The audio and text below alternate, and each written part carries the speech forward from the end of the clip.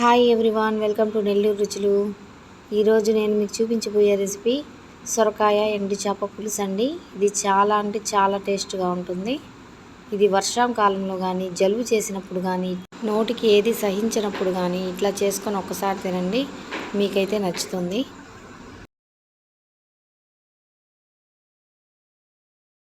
ముందుగా ఒక లేత సొరకాయనైతే తీసుకోవాలండి. పులుసుకు కాబట్టి ముక్కలు అనేది కొంచెం పెద్దగా కోసుకుంటే బాగుంటుందండి. పులుసు కోసం నేను 4 టమాటాలు, 2 ఆనియన్స్, కొంచెం చింతపండు నానబెట్టుకున్నాను. ఎండు చేప ముక్కలు కడిగి పెట్టుకోవాలి. ఇప్పుడు స్టవ్ వెలిగించి ప్యాన్ పెట్టి కొంచెం ఆయిల్ అయితే వేయాలి. ఆయిల్ హీట్ అయ్యాక 1 టీ స్పూన్ ఆవాలు, 1 టీ స్పూన్ జీలకర్ర, 1 టీ స్పూన్ మెంతులు వేయాలి.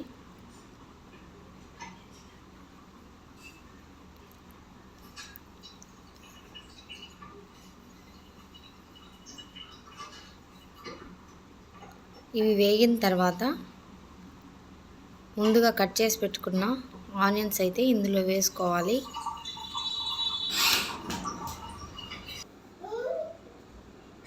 ఇప్పుడు ఇందులోనే 2 రెబ్బలు కరివేపాకు కూడా వేసి వేయించుకోవాలండి.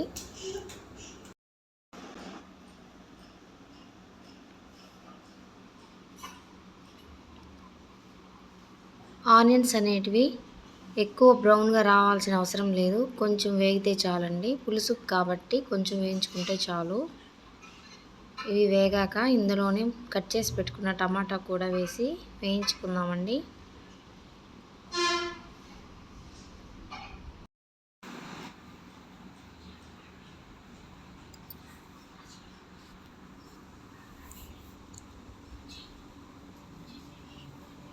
ఇప్పుడు మొత్తం ఒకసారి కలపాలి.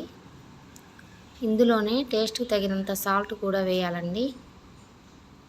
ముందుగా వేయడం వల్ల టమాటాలు అనేది బాగా మగ్గుతాయి.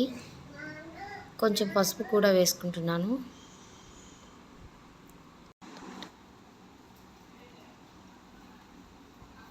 ఇప్పుడైతే అంతా ఒకసారి కలిపి మూత పెట్టేయాలి. ఇలా ఒక 5 మినిట్స్ అనేది ఉడికించుకోవాలండి. ఇప్పుడు మూత తీసి చూద్దాం. టమాటాలు బాగా మగ్గాయి. వీటిని బాగా వేయించుకోవాలి. ఇలా బాగా కలుపుతూ టమాటా మొత్తం మెత్తగా అయ్యేలాగా కలుపుకోవాలండి. ఇలా చేయడం వల్ల పులుసు చిక్కగా అవుతుంది.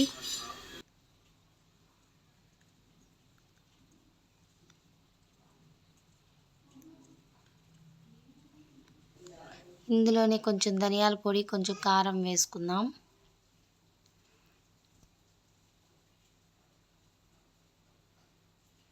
వీటన్నిటిని బాగా కలుపుకోవాలి.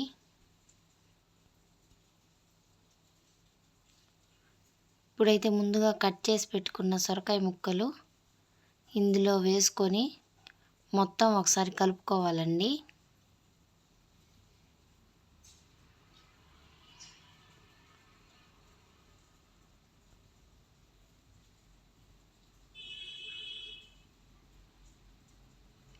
ఇలా మొత్తం కలుపుకున్న తర్వాత ఒక 10 మినిట్స్ మూత పెట్టి సిమ్లో పెట్టి ఉడికించుకోవాలండి.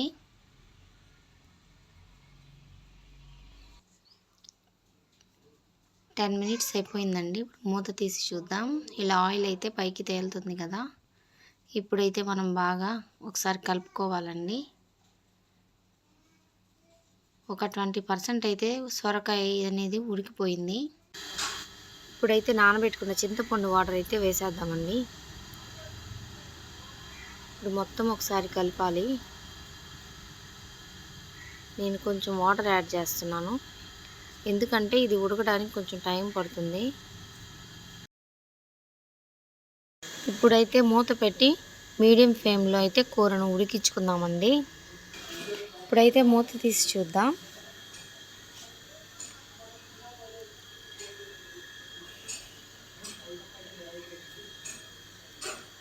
ఇప్పుడు ముందుగా కడిగి పెట్టుకున్న చేప ముక్కలను అయితే ఇందులో వేసేద్దామండి.